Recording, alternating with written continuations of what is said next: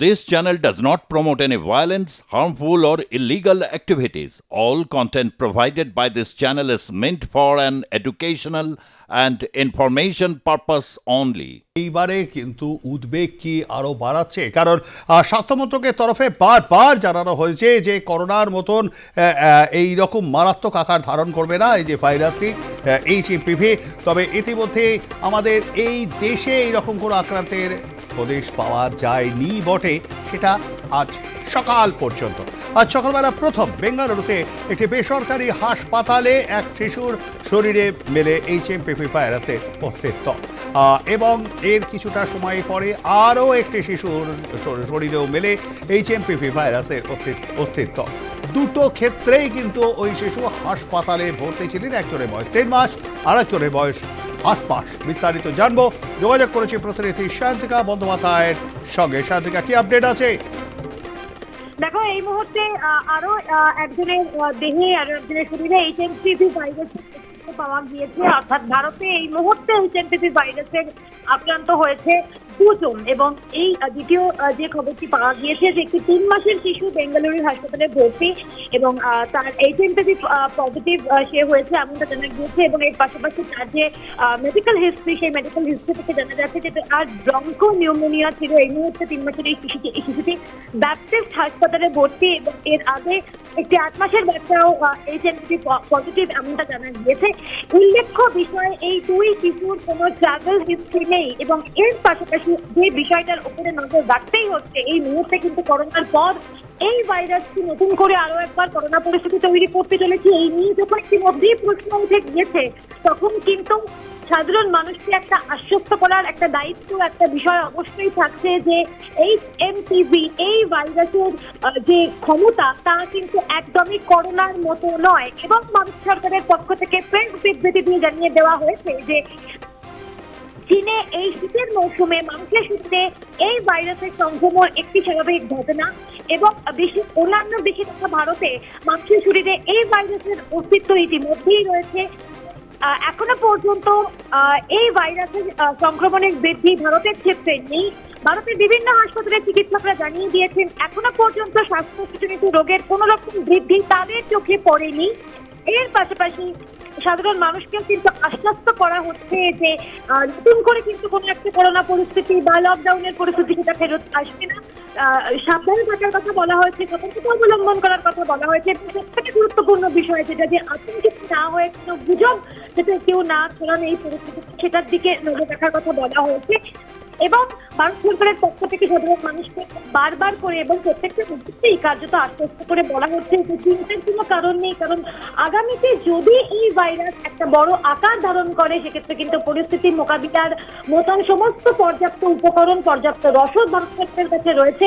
এর পাশাপাশি আবারও এটা বলা হচ্ছে যে এই ভাইরাস কিন্তু কোনো রকমেই একটা বড় আকার আমাদের আকার ধারণ করবে না, একেবারেই একটা ফ্লুইড উপসর্গ থাকছে।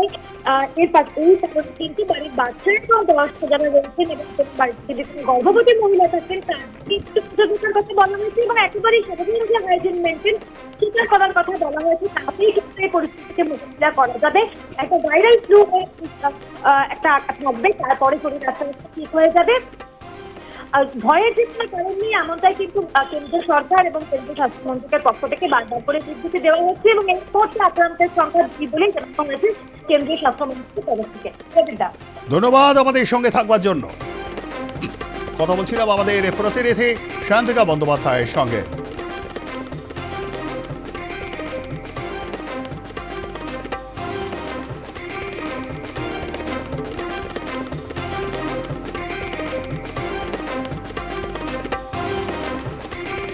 আপনারা শুনলেন ইতিমধ্যেই ভারতে HMPV-র হদিশ মিলেছে, আজকেই মিলেছে। আজ সকালবেলা খবর আসে, প্রথম খবরটি আসে বেঙ্গালুরুতে একটি হসপিটাল থেকে।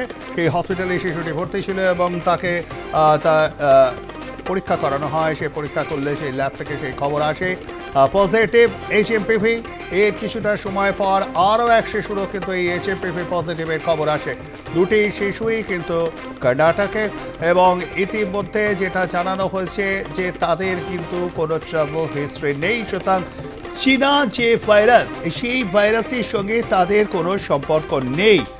এমনটাই কিন্তু জানানো হয়েছে। একই সঙ্গে পরিস্থিতির ওপর কড়া নজর রাখা হচ্ছে। কেন্দ্রীয় স্বাস্থ্য মন্ত্রকের তরফ থেকে জানানো হয়েছে উদ্বিগ্ন হওয়ার বিশেষ কোনো কারণ নেই।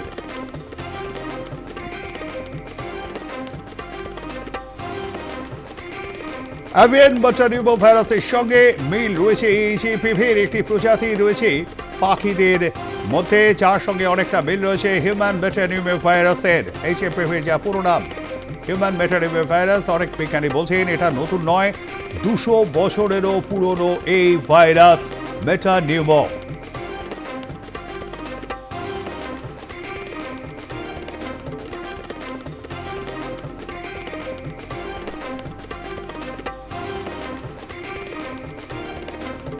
আমরা এই নিয়ে কথা বলেছিলাম বিশিষ্ট চিকিৎসকের সঙ্গে, তিনি কি প্রতিক্রিয়া দিয়েছেন শুনবো একবার। যে কোভিডের সময় আমরা যেগুলো শিখেছি যে সোশ্যাল ডিস্টেন্সিং মেনটেন করা, সোশ্যাল ডিস্টেন্সিং মানে মানুষকে একটা বাস্কের মধ্যে আটকে রাখতে বলছি না, এগুলো তো সমস্ত রেসপিরেটরি ইনফেকশন, শ্বাসনালীর সিক্রেশন থেকে, শ্বাসনালী থেকে বেরিয়ে আসা বাতাসের ড্রপলেট থেকে এগুলো ছড়াচ্ছে। তাই দুটো মানুষ যেন ব্রিথ স্পেস শেয়ার না করে। একটা মানুষ যখন একটা জায়গাতে যাচ্ছে, ক্রাউড অ্যাভয়েড করা, একটা মানুষ যেখানে যাচ্ছে সে আরেকজনের মুখের খুব কাছাকাছি যেন না থাকে, এটা 1 নম্বর জায়গা।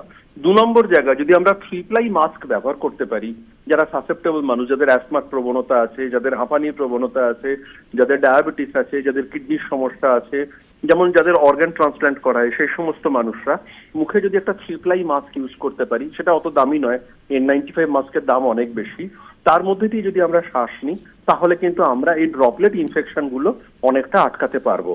3 নম্বর জিনিস, আমরা যদি হ্যান্ড হাইজিন মেনটেন করি, হাতের ওপর সবসময় যে মানুষটা কাশছে বা যে মানুষটা ড্রপলেটটা ছড়াচ্ছে সেটা বেশ খানিক্ষণ অ্যাক্টিভ থাকে, যে কোনো সারফেসের ওপর সেটা পড়ে থাকতে পারে, হাতেও পড়তে পারে। আমরা খাওয়ার আগে যদি সেটাকে ভালো করে হাতটা ধুয়ে নিই, তারপর যদি আমরা খাবার খাই, তাহলে বোধহয় আমরা সেই জিনিসটা বা হাত মুখে না দিই, তাহলে আমরা এই ট্রান্সমিশনটা বোধহয় অনেকটা রেস্ট্রিক্ট করতে পারবো। এগুলো হচ্ছে খুব কমন জিনিস। আর সাধারণ নিয়মাবলীতে যেগুলো, যে সময়ে খাওয়া, পর্যাপ্ত পরিমাণে বিশ্রাম নেওয়া, পর্যাপ্ত জল খাওয়া, এবং অবশ্যই যে কোনো উপসর্গ দেখা দিলে নিজের মতো করে চিকিৎসা না করে পারিবারিক চিকিৎসকের সঙ্গে পরামর্শ নেওয়া, নিয়মিত ওষুধ খেতে মিস না করা, জেনারেল নিউট্রিশন মেনটেন করা, স্ট্রেস অ্যাভয়েড করা, এগুলো হচ্ছে সাধারণ প্রিকশন যেগুলো আমাদের নেওয়া উচিত।